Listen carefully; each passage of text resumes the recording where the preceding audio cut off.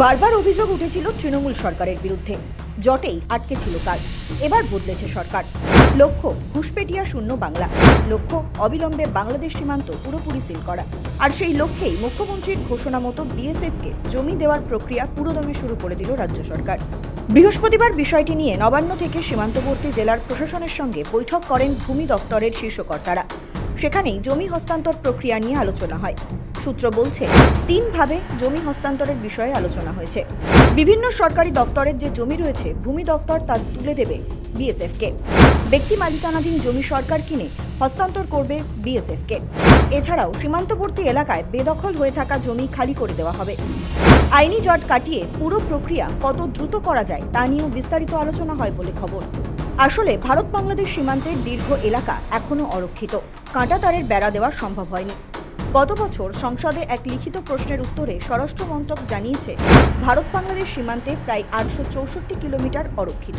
তৃণমূল সাংসদ দেবের প্রশ্নের উত্তরে স্বরাষ্ট্র মন্ত্রক জানায়, ভারত ও বাংলাদেশের মধ্যে সীমান্তের দৈর্ঘ্য প্রায় 4096 কিলোমিটার।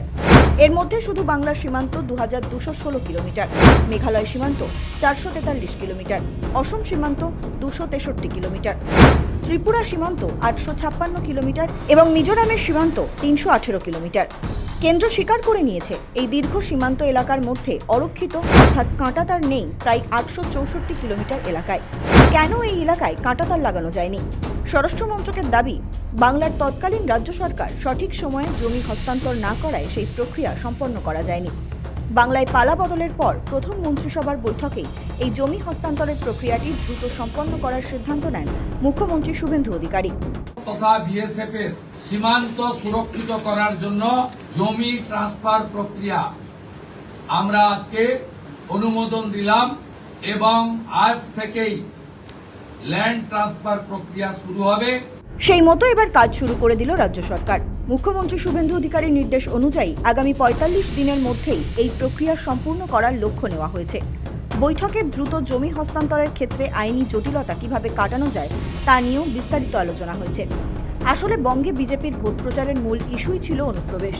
প্রায় প্রতিটি সভায় সীমান্ত সিল করা, অনুপ্রবেশকারীদের বিতরণের কথা শোনা গিয়েছে অমিত শাহের মুখে।